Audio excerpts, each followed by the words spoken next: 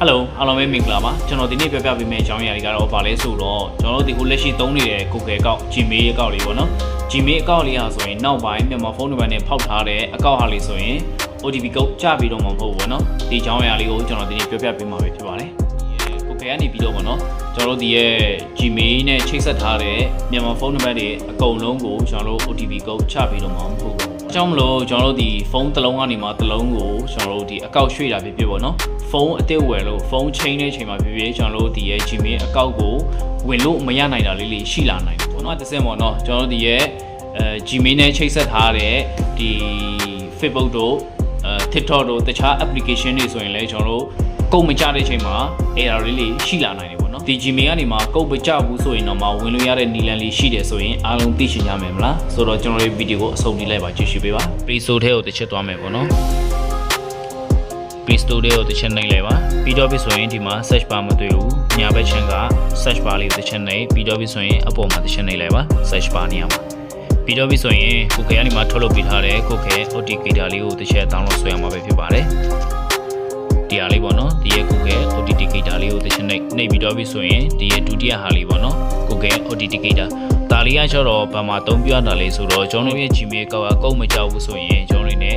ဒီရဲ့ Authenticator ကိုကျွန်တော်တို့ ဝင်ပြီးမှအကောက်လုပ်ထားပြီးတဲ့ဆိုရင်အချိန်နဲ့တပြည့်နေတော့ဒီမှာပြောင်းပေးတယ်ပေါ့နော်အဲ့ဒါလေးကိုကျွန်တော်တို့ copy ယူမှာတခြားဖုန်းတစ်လုံးမှာ change ချင်တာပဲဖြစ်ဖြစ်ကျွန်တော်တို့လက်ရှိအကောင့်မှာ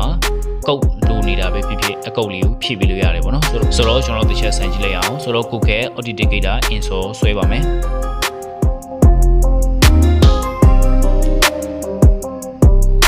Okay မြန်နေပါနော်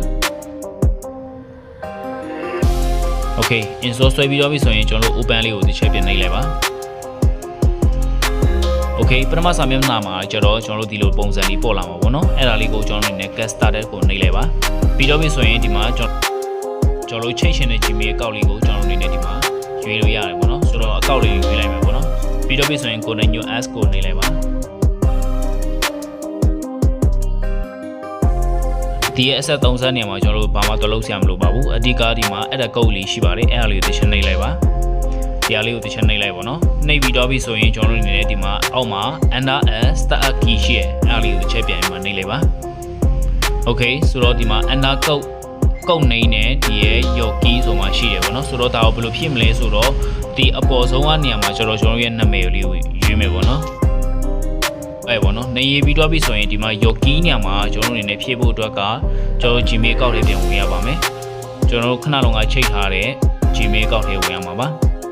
Okay ဝင်ပြီးတော့ပြီဆိုရင်ဒီရဲ့ manage your Google အကောင့်လေးကိုတစ်ချက်ပြန်မှနှိပ်လိုက်ပါ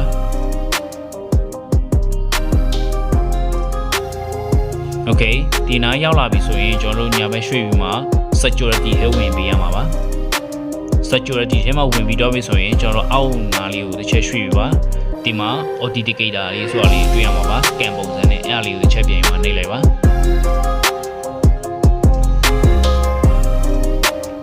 Okay လက်ပွေတောင်းနေပေါ့နော် start up authenticator လေးကိုပြန်တွေ့ရပေါ့နော်ဒါလေးကိုတစ်ချက်ထပ်နှိပ်လိုက်ပါ QR code လေးကြားလာတယ်ပေါ့နော်ဆိုတော့ကျွန်တော်တို့ဒီအောက်နာမှာ scan is ဆိုမှရှိတယ်အဲ့ဒါလေးတစ်ချက်ပြန်နှိပ်လိုက်ပေါ့နော်ဆိုတော့ဒီမှာကျွန်တော်တို့ရဲ့ key လေးပေါ့နော်ခဏတော့ your key ဆိုတာလေးကိုကျွန်တော်တို့ဒီမှာ copy လေးယူပြီးတော့ပြီဆိုရင်ကျွန်တော်ခဏတော့ your key ဆိုတဲ့နေရာမှာရောက်ပြီးမှဒီကောင်ပြန်လာဖြည့်ပေးရမှာပေါ့နော်ဆိုတော့ဒီမှာ time base နဲ့ counter base ဆိုမှ2မျိုးရှိရပေါ့နော် time base ကိုပဲယူထားမယ်ပေါ့နော်ပြီးတော့ပြီဆိုရင် add ကိုနှိပ်လိုက်ပါ Okayဆိုတော့ဒီမှာဒီဟာလေးရလာပြီပေါ့နော်ဒါကကျွန်တော်တို့ရဲ့ကုတ်ပေါ့နော် Authenticator မှာကျွန်တော်တို့အနေနဲ့ဝင်ကြည့်လို့ရတယ်ပေါ့နော်ဒီရဲ့ကုတ်က